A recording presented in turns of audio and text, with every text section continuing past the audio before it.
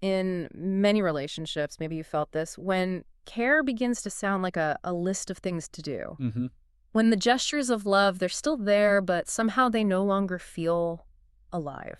It's that moment the fuel changes, isn't it? That transition where tenderness, it shifts from this spontaneous, renewable energy source into, well, into a daily task you feel you have to perform. Yeah. You find yourself going through the motions, making the coffee, asking the sort of prescribed questions.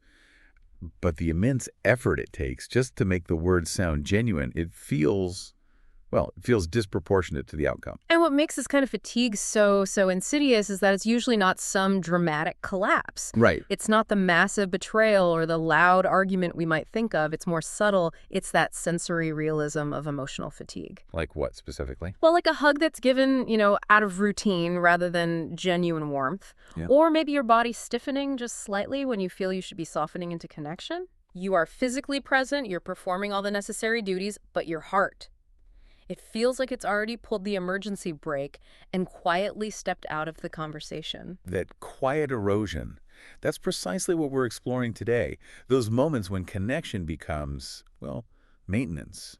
And a devotion is subtly, almost imperceptibly, downgraded to duty. Exactly. We're looking at the small moments when we prioritize the appearance of care over the internal reality of our capacity to actually give it. And it's crucial to say this applies far beyond just romantic relationships, doesn't it? Oh, absolutely.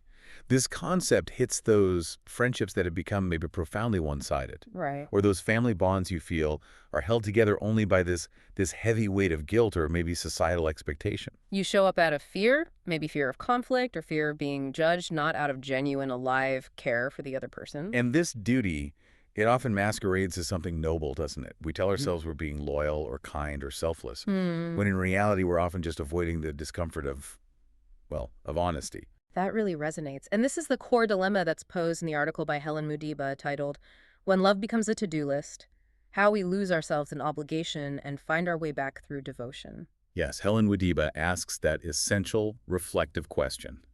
What happens when love stops being alive, yet we keep tending to its form because stopping feels too final? Ooh, that fear of finality. It's such a powerful anchor, isn't it? Because duty, it feels safe somehow. It does. It feels proactive, like we're doing something. So our mission today is really to explore that shift, how love transforms into this burdensome obligation, and then, crucially, how reclaiming our individual emotional truth allows devotion to return. Not as forced work. No, not as work, but as a genuine, unforced flow. And we'll use the really illustrative journeys of two individuals detailed in the writing, Terry and Ava, as our guides through this transformation. And to help map these intimate transformations, we'll continue to use the analytical framework we've discussed before, known as the pathway to sovereignty. This framework is incredibly helpful because it provides a kind of map for that internal journey. The journey from a state of feeling completely reactive and powerless. That feeling of being overwhelmed by external demands. Exactly. Towards a state of living in full emotional alignment. So think of it perhaps as a 6-level map of internal change, like a staircase of self-discovery. It begins at survival, moves to stability, then self-awareness, integrity, wholeness, and finally, it culminates in freedom. And the goal of this pathway, it's vital to remember this. Yeah. It's not primarily about fixing or repairing our relationships with other people. That's a key distinction. It really is. It's fundamentally about returning to self-sovereignty, that inner state where our love is no longer something earned or performed for others, Right. but something authentically and freely expressed by us. And just a quick reassurance for you listening right now. Yeah. You definitely do not need to memorize these 6 levels. Not at all. We'll be walking through them slowly with Terry and Ava's stories.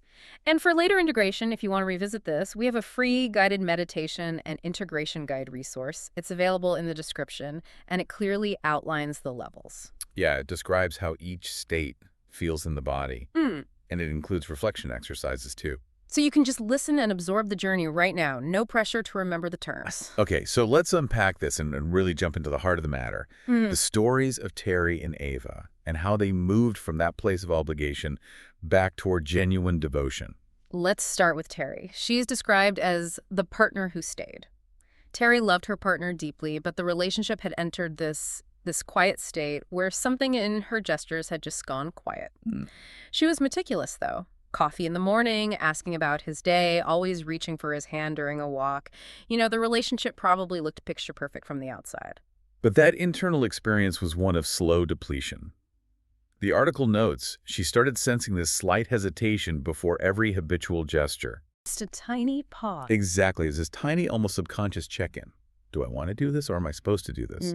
And that friction, that quiet distance, it signals a really profound internal disconnect long before anything really manifests externally. And her journey, it really begins with this moment of sharp physical realization. Right in the trenches of the mundane, actually, on the sofa. Yes. They were watching TV and her partner leaned towards her. But instead of that habitual softening she would normally do, her body betrayed her. And that visceral moment, that defines level 1, survival. She describes the sensation as this sudden, profound resistance. Her body automatically turned away, just slightly. Just a little bit. Yeah, her shoulders pulled back, her ribcage contracted, trapping her breath shallowly in her chest. And her mind, almost immediately, rushed to manufacture the appropriate smile to cover the moment. Terrified. Absolutely terrified of letting the truth show. Yeah. The fear was primal. If she acknowledged this internal space between them, she was convinced the entire foundation of their shared life would just collapse. She felt trapped, overwhelmed, and completely powerless to stop that internal dissonance. That tightening in the chest, that contracted ribcage, it's like the body's physical scream of overwhelm, isn't it? It really is. It's truly amazing how we can ignore those bodily signals for years sometimes, forcing the smile over the contraction. But for Terry, that was the threshold. The moment she realized that affection wasn't flowing naturally anymore, it had become an item on her relationship maintenance checklist. And she recognized the cost, the sheer effort of the performance. Right. And moving from there into level 2, stability, Terry tries to fix the dissonance by controlling the environment around her. She started creating these small, kind of rigid boundaries. She stopped forcing herself to stay up late, maybe saying something simple like, I need to get to bed, or I think I need space tonight. But without the usual justification. Exactly, without offering the usual immediate, maybe apologetic over-explanation. Now, this is an improvement over survival, because she's not panicking anymore. But she's still operating from control. She's managing the relationship's perceived stability by manipulating her schedule. Not yet by speaking her full truth. She's trying to carve out space without causing any turbulence. But isn't that where so many people get stuck? They achieve that stability. They set the small boundary. They stop overcommitting, but they never progress because stepping into the real truth feels just too dangerous. It feels terrifying. How do you move from simply managing the situation to genuine self-awareness when the perceived cost of honesty feels like losing the relationship altogether? Well, often the transition demands some kind of external pressure that forces an internal pause. And that's exactly what happened in the narrative. Okay. Her partner noticed the new boundaries, the slight shifts, and simply asked, "Are you okay?" Ah, the question. Yes. And Terry's instinct, her ingrained habit, was to offer that quick, reassuring lie she'd practiced for years. But this time, she resisted. She let the pause expand. That must have felt long. Oh, incredibly long and uncomfortable. She allowed the truth to feel heavy in her belly, as the source describes it. That silence, that uncomfortable duration where no one rushed to fill the void, that was the transformative space of self-awareness.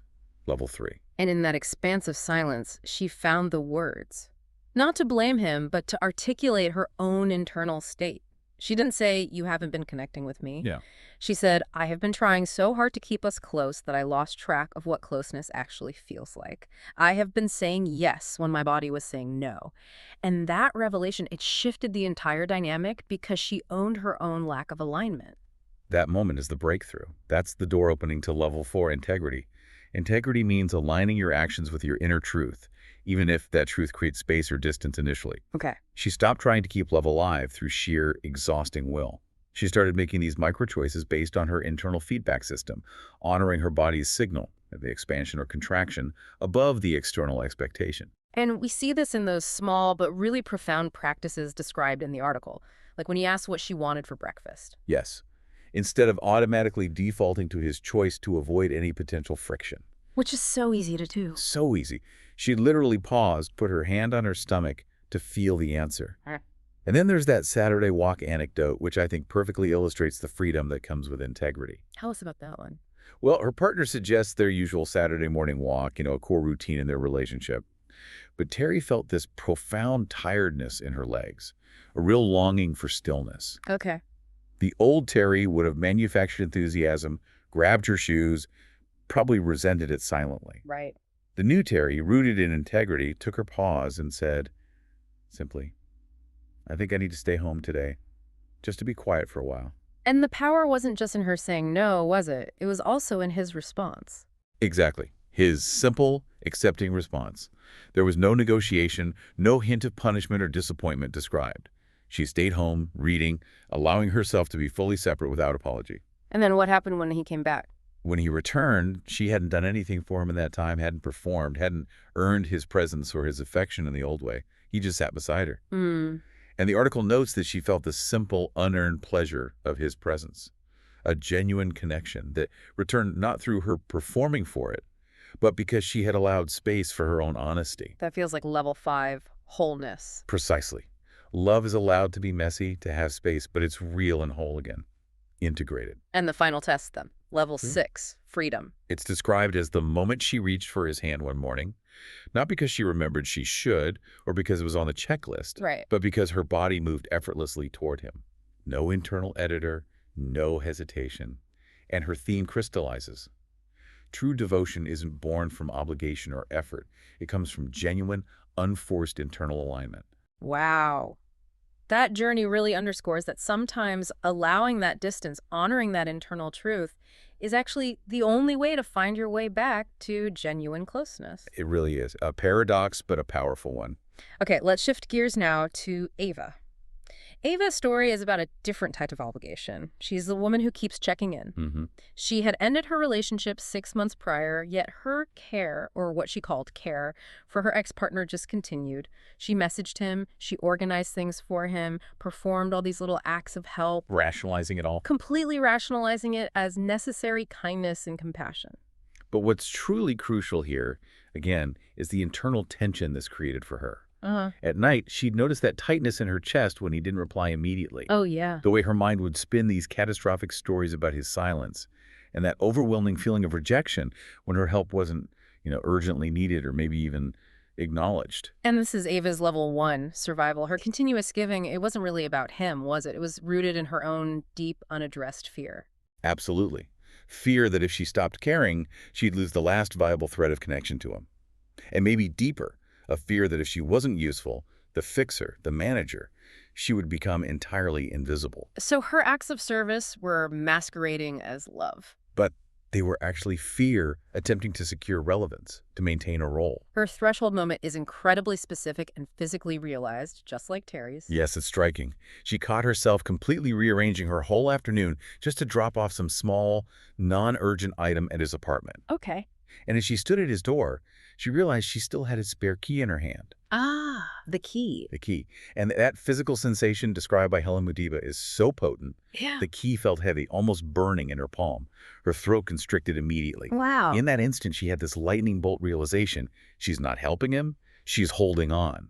That immediate, undeniable physical response, that her giving was fear wearing the mask of love. It jolted her out of survival. So moving to level 2, stability. What did that look like for Ava? Did she just cut contact? Not quite that cleanly initially. She established a kind of controlled distance. She stopped initiating contact first, yes, but then she became almost obsessive about checking her phone, monitoring his online activity. Still engaged, just differently. Very much so. She declined his requests for help when they came, but then she felt this intense resentment about the requests afterward. She was pulling away, but she was still performing this silent, vigilant dance of control, desperate to manage the emotional narrative of the separation. I have to ask, for people who really define themselves by their usefulness, by being the helper, how do they transition from that high-effort stability, where maybe resentment is bubbling under the surface but they're maintaining control, to the honest self-reflection needed for self-awareness? It sounds like losing their whole identity. It is like losing their identity, or at least the identity they've clung to. The transition requires a really radical redirection of focus. For Ava, self-awareness level 3 began when she learned to pause that powerful impulse to fix him before she acted on it. Okay, so noticing the urge itself. Yes. She would sit with the urge to message or call or check in and ask herself, not, why isn't he okay? Or what does he need? But what am I actually needing right now? And the discovery, I imagine, was usually about her own feelings. Almost always. The answer was rarely about his well-being. It was usually her own loneliness, her desire for validation, perhaps her anxiety about her own life post-breakup. That makes sense. And this internal honesty is where the practice of the unsent letter became critical for her. Ah, the unsent letter. She began writing these long, completely honest letters she never intended to mail, grieving not just the relationship itself, but the role she played, the indispensable fixer, the one who always cared more. She had to process the loss of that perceived identity she had built around being needed. That painful grief, though, it eventually paved the way for level 4, integrity. Yes, the quiet, powerful choice to finally stop checking in. And importantly, this wasn't motivated by anger or spite.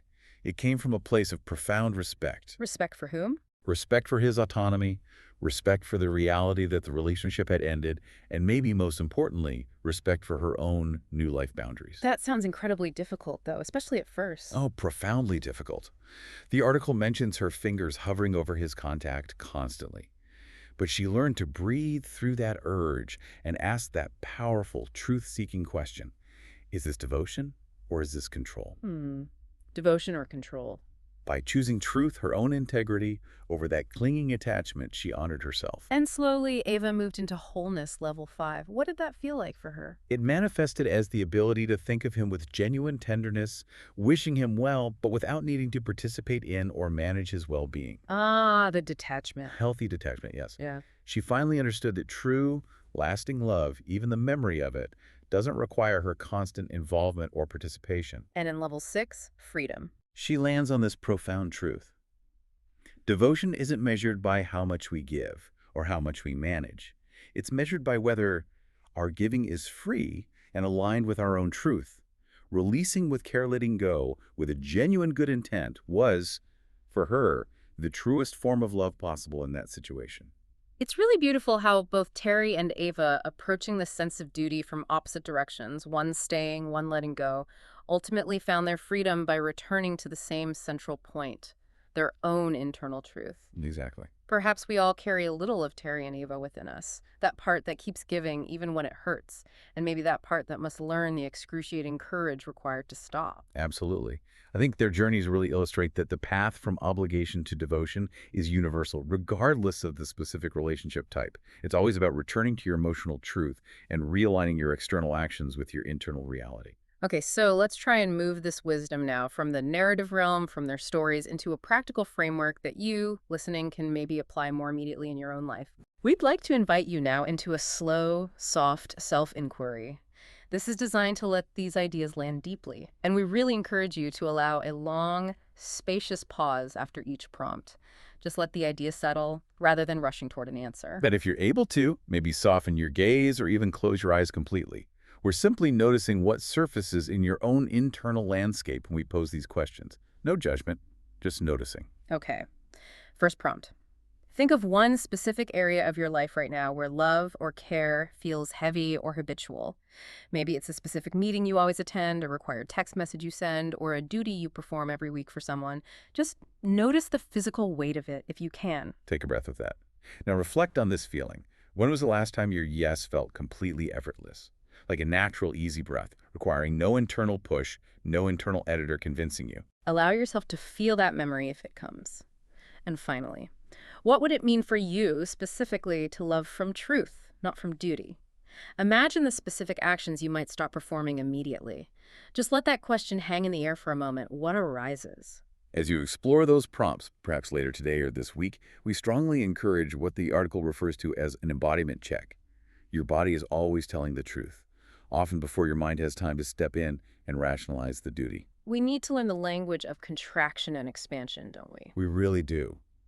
When you think about that specific duty, that heavy feeling, notice if you feel a physical expansion, a sense of openness, maybe flow, which usually signals a genuine yes, or do you feel a bracing, a contraction in your chest or your stomach? That often signals an obligatory yes, driven by fear or guilt. Trust that felt sense of the truth. Shifting from obligation, then, requires immediate, small, practical steps. Things that interrupt that automated response system we all have. And the first is non-negotiable, really foundational to Terry's story. Before saying yes, pause. This isn't just mental work, is it? No, make it physical. Place your hand on your chest or your belly. Take 3 full breaths. This physical anchoring creates a momentary gap between the demand, the request, and your automatic conditioned reply. In that gap. Check in. If you feel bracing or tension, that's your body telling you the yes is likely rooted in duty, not desire. And the true revolutionary practice here is learning that if you don't feel expansion, you have the right to withhold the yes, or at least delay it. That's powerful, withholding the yes if there's no expansion. Next, and this is vital for real transformation, name what you are feeling. If you're about to perform a chore or make a call purely out of duty, name the specific emotion that's driving the compulsion. How would you do that? You could write it down or just say it aloud quietly to yourself. I feel guilty about not helping my sibling right now. I'm afraid my spouse will be angry if I prioritize myself. I feel profound resentment when I drive this errand every week. Naming it is absolutely critical, isn't it? Because it creates that crucial psychological distance. Exactly. When the emotion, the guilt, the fear, the resentment is raw and unnamed, it feels overwhelming. You feel compelled to act immediately to discharge the discomfort, usually by doing the obligatory action. Right. Get rid of the feeling. By naming it, you witness it.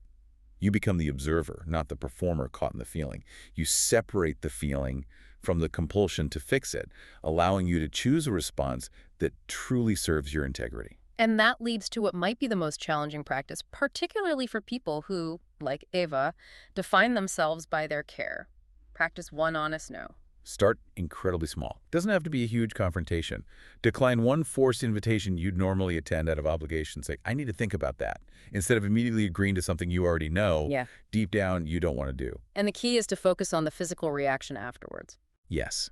Focus on noticing the physical reaction in your body when you honor your personal truth.